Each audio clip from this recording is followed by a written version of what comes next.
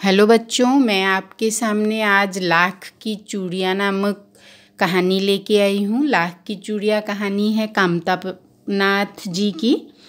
कामतानाथ जी की कहानी लाख की चूड़ियाँ शहरीकरण और औद्योगिक विकास से ग्रामोद्योगों के उजड़ने की पीड़ा को चित्रित करती है। यह कहानी गांव के लोगों के बीच होने वाले सहज संबंधों में बिखराव और सांस्कृतिक ह्रास के आर्थिक कारणों को स्पष्ट करती है। मतलब शहरीकरण के कारण और औद्योगिक विकास के कारण, मतलब उद्योग धंधों के विकास के कारण क्या हुआ, ग्रामोद्योग मतलब ग्राम में चलने वाले छोटे छोटे उद्योग बंद होने लगे। तो उन लोगों की हालत कैसी हुई समाज में, उस विषय में इस कहानी में लेखक ने सुंदर से वर्णन किया है।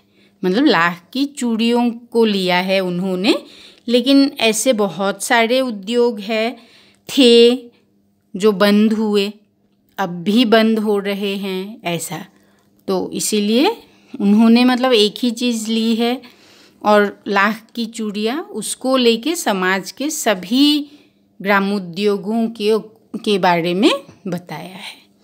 तो यहाँ देखिए, सारे गांव में बदलू मुझे सबसे अच्छा आदमी लगता था। मतलब लेखक को बदलू सबसे अच्छा आदमी लगता था, क्योंकि वह मुझे सुंदर सुंदर लाख की गोलियां बना कर देता था। मुझे अपने मामा के गांव जाने का सबसे बड़ा चाव यही था कि जब मैं वहाँ से लौटता था तो मेरे पास ढेर सारी गोलियां होती, रंग बिरंगी गोलियां, जो किसी भी बच्चे का मन मोह ले। मतलब लाख से गोलियां बना कर देते थे बदलू काका लेखक को। वैसे तो मेरे मामा के गांव का होने के कारण मुझे बदलू को बदलू मामा कहना चाहिए था, परंतु मैं उसे बदलू मामा न कहकर बदलू काका कहा करता था, जैसा कि गांव के सभी बच्चे उसे कहा करते थे। बदलू का मकान कुछ ऊंचे पर बना था, मतलब पहाड़ इलाके में हो सकता है। मकान के सामने बड़ा सा सहन था, मतलब आंगन, जिसमें एक पुराना नीम का वृक्ष लगा था। उसी के नीचे बैठकर बदलू अपना काम किया करता था। बगल में भट्टी दहकती रहती जिसमें वह लाख पिघलाया करता। सामने एक लकड़ी की चौखट पड़ी रहती जिस पर लाख के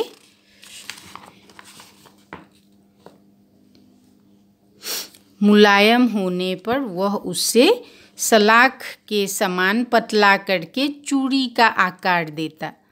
पास में 4-6 विभिन्न आकार की बेलन नुमा मुंगेरियाँ रखी रहती, जो आगे से कुछ पतली और पीछे से मोटी होती, जिसमें मतलब लाख की चूड़ी का आकार देकर वह उन्हें मुंगेरियों पर चढ़ाकर गोल और चिकना बनाता और तब एक एक कर पूरे हाथ की चूड़ियाँ बना चुकने के पश्चात वह उन पर रंग करता।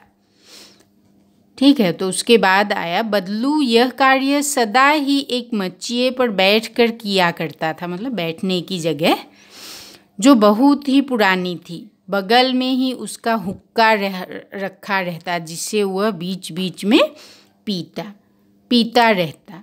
गांव में मेरा दोपहर का समय अधिकतर बदलू के पास बीतता। मतलब लेखक हमेशा जब भी मामा के गांव जाते थे, दोपहर का समय वे बदलू काका के घर पे बिताते थे। वह मुझे लला कहा करता और मेरे पहुंचते ही मेरे लिए तुरंत एक मचिया मंगा देता। मैं घंटों बैठे बैठे उसे इस प्रकार चूड़ियाँ बनाते देखता रहता। लगभग रोज ही वह 4-6 जोड़े चूड़ियाँ बनाता। मतलब हाथ से बनाते थे, इसीलिए बहुत सारे नहीं बना पाते थे।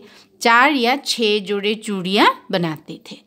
पूरा जोड़ा बना लेने पर वह उसे बेलन पर चढ़ाकर कुछ क्षण चुपचाप देखता रहता, मानो वह बेलन न होकर किसी नव वधू की कलाई हो। नववधू मतलब नई दुल्हन, कलाई मतलब हाथ। बदलू मनीहार था। चूड़ियाँ बनाना उसका पैतृक पेशा था और वास्तव में वह सुंदर और बहुत ही सुंदर चूड़ियाँ बनाता था। उसकी बनाई हुई चूड़ियों की खपत भी बहुत थी। उस समय उस गांव में तो सभी स्त्रियां उसकी बनाई हुई चूड़ियाँ पहनती थी। आसपास के गांव के लोग भी उससे चूड़ियाँ ले जाते थे, परंतु वह कभी भी चूड़ियों को पैसों से बेचता न था। उसका अभी तक वस्तु विनिमय का तरीका था और लोग अनाज के बदले उससे चूड़ियाँ ले जाते, परंतु बदलू स्वभाव से बहुत सीधा था। मैंने कभी भी उसे किसी से झगड़ते नहीं देखा। हाँ, शादी ब्याह के अवसरों पर वह अवश्य जिद पकड़ जाता था। जीवन भर चाहे कोई उससे मुफ्त चूड़ियाँ ले जाए, परंतु विवाह के अवसर पर वह सारी कसर निकाल लेता था। आखिर सुहाग के जोड़े का महत्व ही और होता है। मुझे याद है, मेरे मामा के यहाँ किसी लड़की के विवाह पर जरा सी किसी बात पर बिगड़ गया था और फिर उसको मनाने में लोहे लग गए थे, मतलब बहुत तकलीफ हुआ था। विवाह में इसी जोड़े का मूल्य इतना बढ़ जाता था कि उसके लिए उसकी घरवाली को सारे वस्त्र मिलते, ढेरों अनाज मिलता, उसको अपने लिए पगड़ी मिलती और रुपये जो मिलते सो अलग।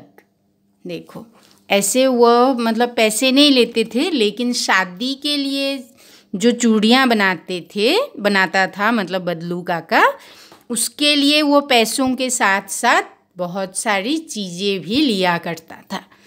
मतलब उसके लिए सुहाग का जो जोड़ा है उसका महत्व ही कुछ और था। यदि संसार में बदलू को किसी बात से चिढ़ थी तो वह थी कांच की चूड़ियों से। यदि किसी भी स्त्री के हाथों में उसे कांच की चूड़ियाँ दिख जाती तो वह अंदर ही अंदर कुढ़ उठता और कभी कभी तो 2-4 बातें भी सुना देता। क्योंकि औरतें क्या करते थे, लाख की चूड़ियाँ न पहनकर कांच की चूड़ियाँ पहना करते थे, क्योंकि तब निकलने लगे थे नई चूड़ियाँ कांच की। और कांच की चूड़ियाँ थोड़ा कम दाम में मिलता था, क्योंकि फैक्ट्री में बहुत ज़्यादा उत्पादन होता था और कांच की चूड़ियाँ हाथ से बनाना पड़ता था, इसीलिए कम बनाते थे, उसके लिए थोड़ा ज़्यादा पैसा देना पड़ता था शायद, ऐसा इसीलिए। और कांच की चूड़ियाँ देखने में भी सुंदर लगते हैं, इसीलिए। मुझसे तो वह घंटों बातें किया करता, कभी मेरी पढ़ाई के बारे में पूछता, कभी मेरे घर के बारे में और कभी यूं ही शहर के जीवन के बारे में। मैं उससे कहता कि शहर में सब कांच की चूड़ियाँ पहनते हैं, तो वह उत्तर देता, शहर की बात और है लला, वहाँ तो सभी कुछ होता है। वहाँ तो औरतें अपने मर्द का हाथ पकड़कर सड़कों पर घूमती भी है, और फिर उसकी कलाइयाँ नाजुक होती है ना, लाख की चूड़ियाँ पहने तो मोच न आ जाए। मतलब व्यंग किया उन्होंने शहर के औरतों के बारे में। कभी कभी बदलू मेरी अच्छी खासी खातिर भी करता।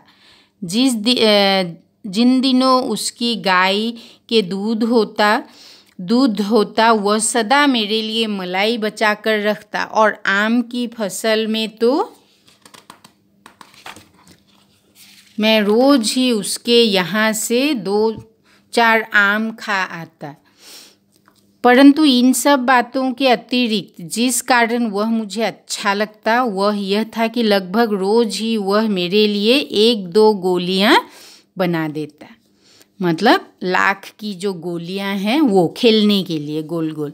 मैं बहुधा हर गर्मी की छुट्टी में अपने मामा के यहाँ चला जाता और 1-8 महीने वहाँ रहकर स्कूल खुलने के समय तक वापस आ जाता। परंतु 2-3 बार ही मैं अपने मामा के यहाँ गया होऊंगा, तभी मेरे पिता की एक दूर शहर में बदली हो गई और एक लंबी अवधि तक मैं अपने मामा के गांव न जा सका। तब लगभग 8-10 वर्षों के बाद जब मैं वहां गया तो इतना बड़ा हो चुका था कि लाख की चूड़ियों में मेरी रुचि नहीं रह गई थी। मतलब बचपन में लोग लाख की चूड़ियाँ और मतलब लाख से बनी हुई गोलियों से खेलते हैं बच्चे, लेकिन बड़े हो जाने से नहीं खेलते।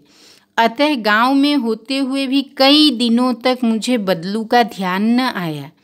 मतलब लेखक को बदलू का ध्यान नहीं आया। इस बीच मैंने देखा कि गांव में लगभग सभी स्त्रियां कांच की चूड़ियां पहने हैं। विरले ही हाथों में मैंने लाख की चूड़ियां देखी, मतलब किसी किसी के हाथ में। तब एक दिन सहसा मुझे बदलू का ध्यान हो आया। बात यह हुई कि बरसात में मेरे मामा की छोटी लड़की आंगन में फिसल कर गिर पड़ी और उसके हाथ की कांच की चूड़ी टूटकर उसकी कलाई में घुस गई और उससे खून बहने लगा। मेरे मामा उस समय घर पर न थे, मुझे ही उसकी मरहम पट्टी करनी पड़ी। तभी सहसा मुझे बदलू का ध्यान हो आया और मैंने सोचा कि उससे मिल आऊं। देखो, जब कांच की चूड़ियाँ टूटी और बहन के हाथ में चुभी, तब उसे ये लाख की चूड़ियों के बारे में याद आया लेखक को। अतः शाम को मैं घूमते घूमते उसके घर चला गया। बदलू वहीं चबूतरे पर नीम के नीचे एक खाट पर लेटा था। नमस्ते बदलू काका, मैंने कहा। नमस्ते भैया, उसने मेरी नमस्ते का उत्तर दिया और उठकर खाट पर बैठ गया। परंतु उसने मुझे पहचाना नहीं और देर तक मेरी ओर निहारता रहा, मतलब देखता रहा लेखक की तरफ। मैं हूँ जनार्दन काका, आपके पास से गोलियां बनवा कर ले जाता था। मैंने अपना परिचय दिया। बदलू फिर भी चुप रहा, मानो वह अपने स्मृति पटल पर अतीत के चित्र उतार रहा हो। और तब वह एकदम बोल पड़ा, आओ आओ लला, बैठो। तुम बहुत दिन बाद गांव आए। हाँ, इधर आना नहीं हो सका काका, मैंने चारपाई पर बैठते हुए उत्तर दिया।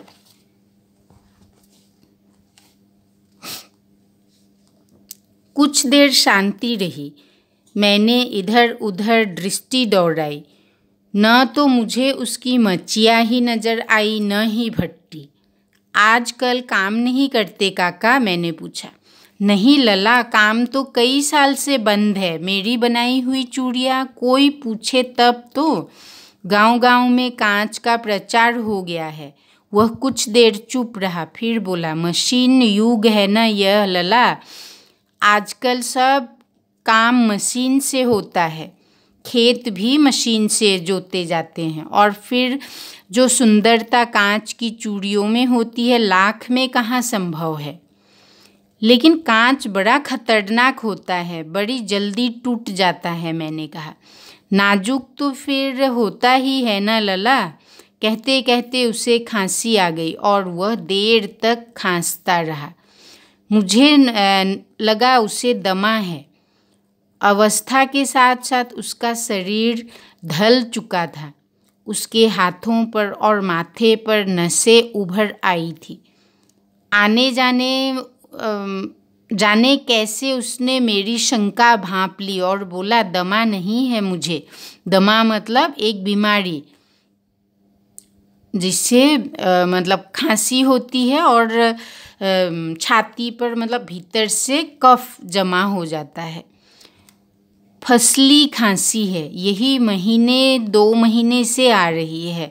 10-15 दिन में ठीक हो जाएगा। मतलब सीजनल खांसी है, बोला है कि 10-15 दिन में ठीक हो जाएगी। मैं चुप रहा। मुझे लगा उसके अंदर कोई बहुत बड़ी व्यथा छिपी है। मैं देर तक सोचता रहा कि इस मशीन युग ने कितने हाथ काट दिए हैं। कुछ देर फिर शांति रही, जो मुझे अच्छी नहीं लगी। आम की फसल अब कैसी है काका?